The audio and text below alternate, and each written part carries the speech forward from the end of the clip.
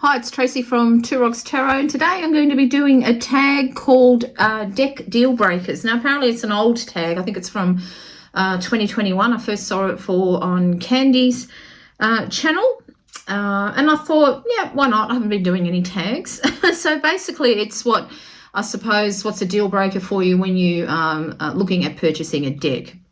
So right off the bat, I'm going to say for me, it's cardstock. Cardstock is a big thing for me, particularly nowadays. I'll get into that later, but I'll show you just one of the decks. I've got a couple of decks here. So, of course, everyone knows how much I love reading Titania's fortune cards. Now, this is the actual very first deck that came out back in, when were you? Back in 2000, first published. So that's how long I've been reading Lenormand. This is a deck that I actually taught myself with. So these are the cards, what it looks like. So they just sit in a little packet. And as you can see, they're absolutely, absolutely pristine. But the cardstock is crap, okay? Now, in saying that, I'll just get rid of this book and put this, actually I'll need that because I need to show it. She actually brought out, she redone it. And this one was in, when was this put out? This was in, what year was this? I can't even read. This writing, the actual font is absolutely terrible. I can't see when this one was published. Oh, here we go. This is 2018, okay? So 2018. So actually, oops, I just dropped it. So so basically she hasn't done anything. So to me, this is just a money grabber thing. Now, the cardstock in the newer deck is absolutely atrocious as well. I mean, this was bad enough. Mine literally fell apart and I threw it out. But so because I knew that with this deck, I actually put clear contact on both sides so I could actually get and that's why it's not fitting in the box. Actually, it didn't come in a box like the first edition did. It would just sat in loose like that. I'm pretty sure now. I can't remember. So for one thing, the cardstock was absolutely atrocious, and that's why this is being clear contacted. I'll just get the same card just so you can see here the colour differences. The colour differences, as you can see, are absolutely wishy-washy. It's pretty shit, to be honest, But I use this as my working deck because I don't want to wreck this one because this is in mint condition and I just don't want to wreck it, so I don't use it. But so that's why I put clear contact on both sides of that. So basically, to me, it's just a money grabber. She just wanted to get some cash and she decided to bring it out. Like I said, the font in here is absolutely, it's terrible. So let's get to the house. And I'll just get to the house on this one. Hopefully it's a bit hard to doing this under there, but you can kind of see it's very small and hard to read compared to the original one. And I'm trying to look in my phone. It's a little bit hard for me to see. I'll do it like that. Can you see that? But can you see how tiny it is compared to this one? So the font again was absolutely awful in it. I'm not all that sort of stoked in the pink box. I don't think it's, anything to write home about, to be honest. It's all right. It's all right. But, I have to say I do prefer the first edition a lot. So that was a real pet peeve of that, is when they just do they said they're going to bring out a new edition of a deck that you absolutely love. And it's, they haven't improved on the quality of the actual cardstock. They haven't, the colors are all wishy-washy. The font is disgusting. So it's just a money grab, and that's really disappointing. So that's a real pet peeve of mine as well, is when they just, republish a deck to make some cash. Now, actually, talking about Titania, this is a funny thing. Now, she has, oops, I'll get my hands off the table because I can see it's wobbling everywhere. she was supposed to be a white witch. Now, this is back in 2000, and this is when witchcraft was still fairly new to me, my path. And I have got a few of her books. I've got one on numerology, which is really, really good. There was some spell books, which I think I've actually thrown out because I did a big cull on my bookshelf. And when the new deck come out, I decided that I would actually look her up again. And there was an old article from, I don't know, is it the UK Times or something like that? And she's mentioning that she's married, her husband, so she's actually from Australia. She was born, I believe it was in Sydney. And, you know, she was on and on about being, you know, a witch, and it was in her heritage, blah, blah, blah. And in this article, she wasn't even mentioned that she considered herself as a witch. And she was also married to a husband who was a lawyer. So I kind of think that it was all a bit of bullshit on her part, that she actually never really did follow that path. Or if she does, or if she did, she won't admit it now. I thought that was very deceiving as well. So for me, that screams out even more that she's just jumping on the bandwagon, so to speak. So also another thing is boxes. Now, I have got the Magical Dogs Tarot here, and of course I just have to open it up. I have kept this box because I like it, okay? I'm not really all that fond of the paper, you know, but I like the moon on there. I like how it all fits together. I only edged this one not long ago too. I decided I would edge into with that colour there to match the backs of the cards. You've seen me using this on my Pets in Spirit videos. So, you know, these boxes aren't too bad. They're not too bad. I've also got the Witch's Wisdom one, which I really adore this one. I think this is absolutely, the artwork in here is beautiful. And that's why I've kept it. Now, I like this better, and of course we all know that comes with a bag that sits in there, and I really do like that. And I've actually kept that, even though I keep the deck actually out of the box, because I do like them two boxes.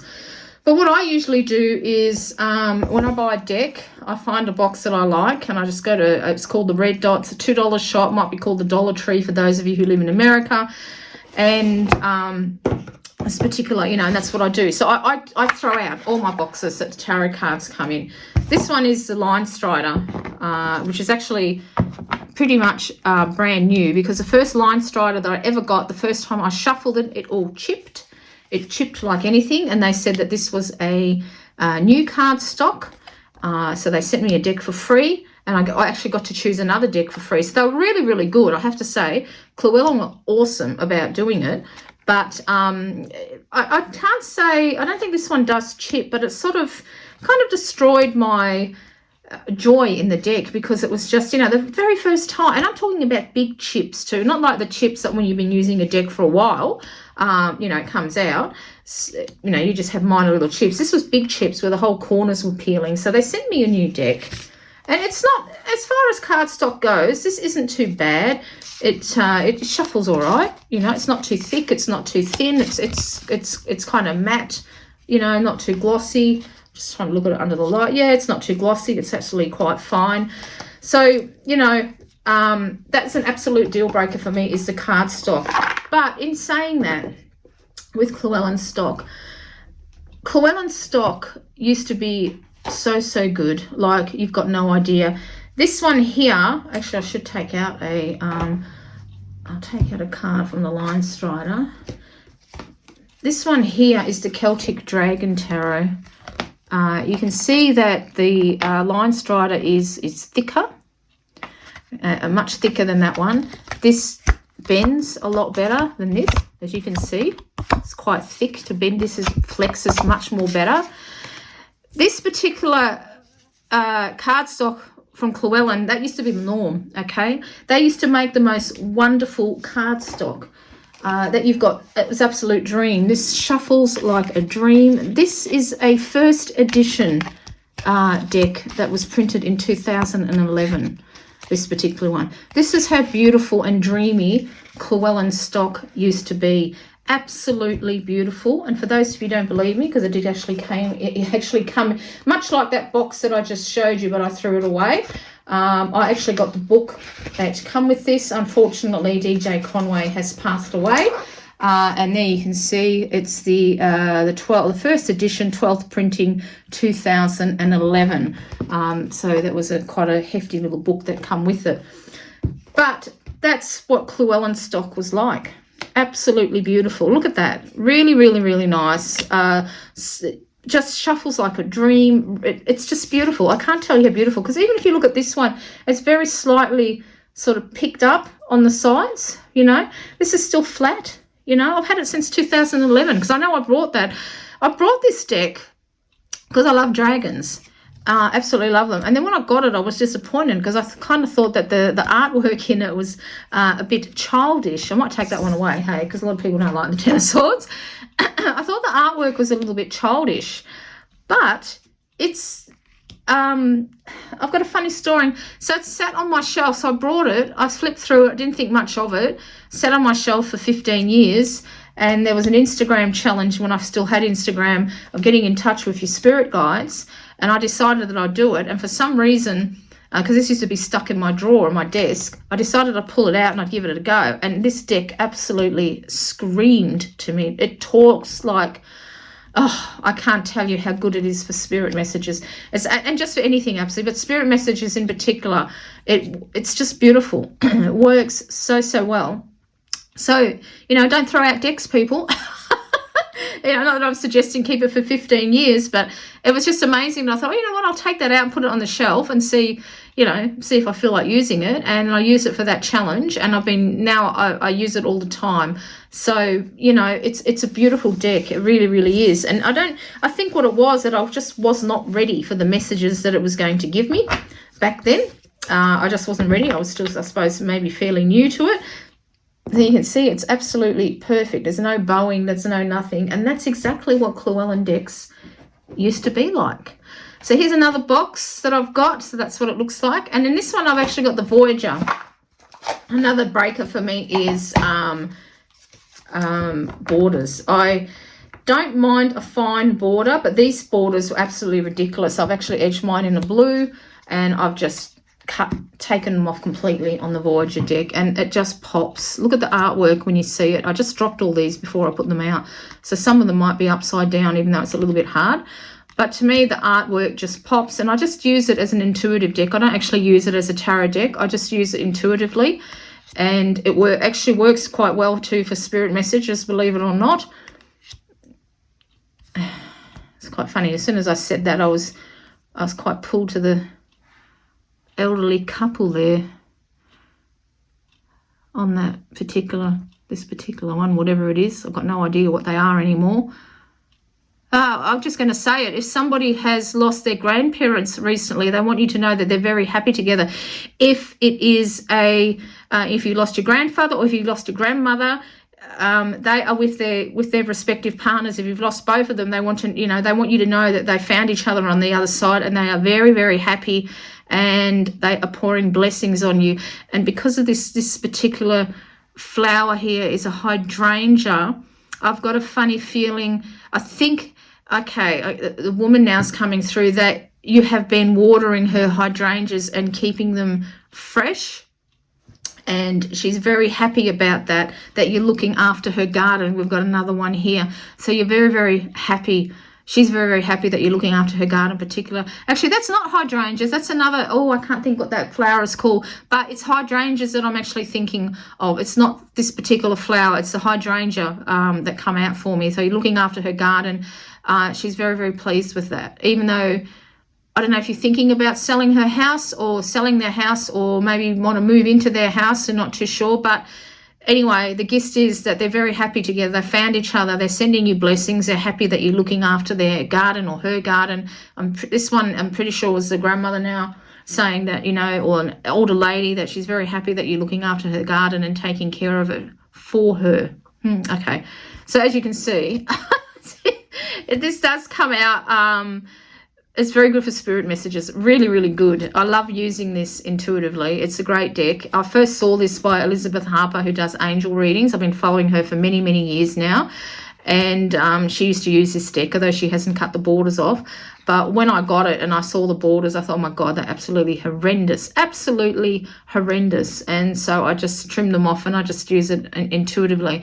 And there you go, there's my cat. That looks like the cat that I had for 22 years, exactly, absolutely exactly, it looks like her.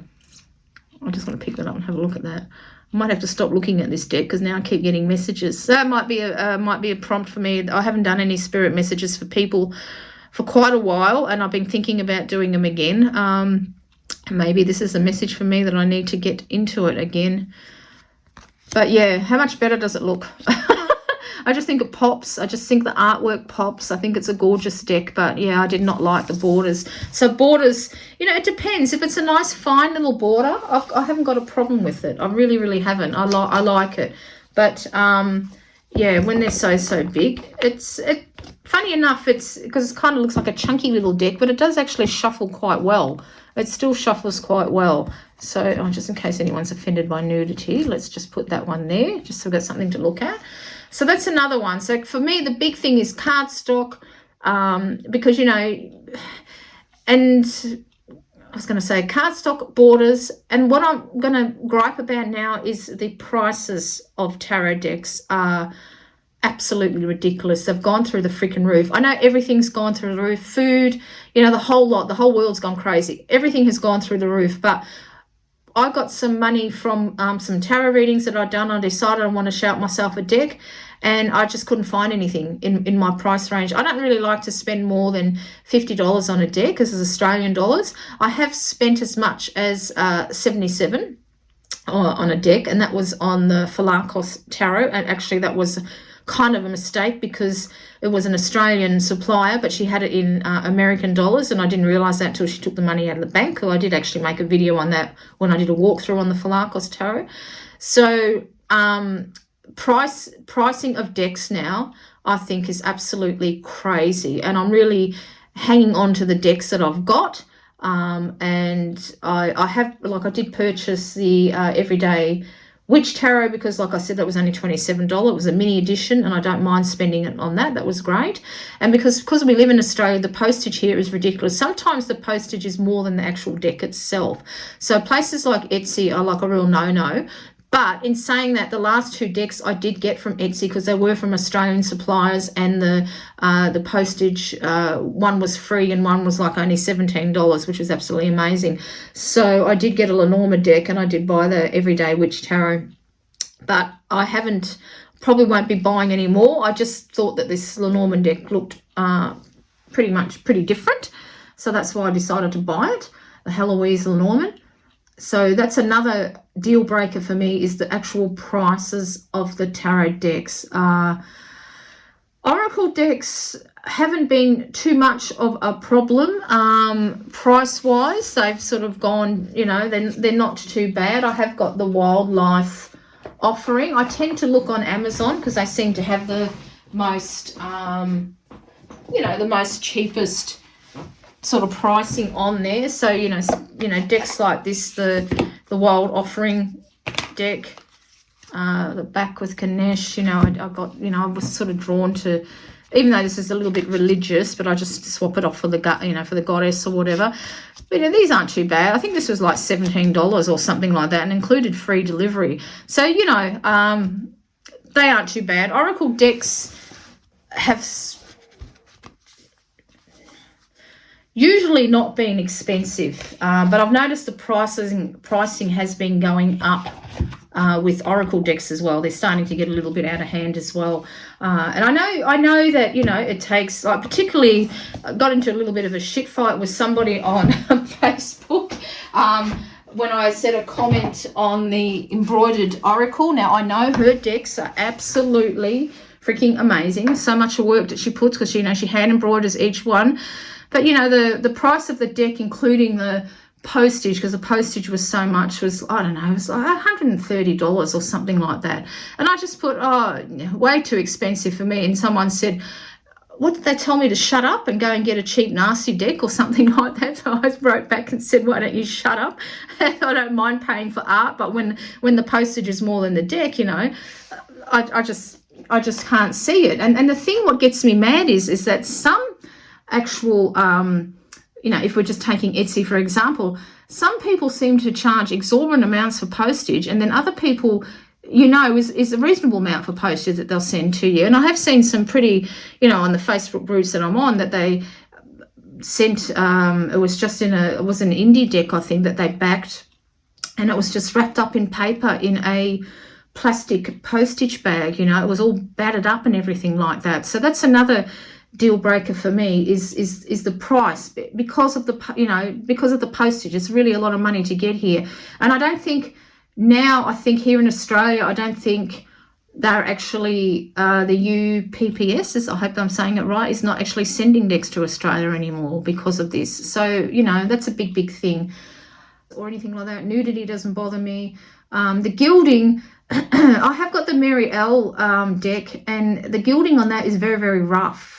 Very rough, that it actually makes my hands itch. So I don't know why. That's the only gilded deck that I've ever come across like that. So I don't really mind, because because when you know, when tarot first come out, and we used to all, you know, we still do, we still edge our decks, don't we? You know, we'd actually edge our decks and things like that, and we all cried out for gilding, and then now suddenly we get it and now we don't want it. So so it's really sort of come about face. But it was really I don't know what is about that deck. It's very itchy. Just that gilding makes me itch. I don't really mind gilding if it's done well. I hate it when you get some gilding and it already starts to rub away. And I think the Seed and Sickle was a good one. I think that one, I had that gifted to me by a very dear friend who's very careful with their decks, and you can already see that, you know, it's chipped on the sides and so forth. And I don't know if I grab it, if it's actually going to show up. I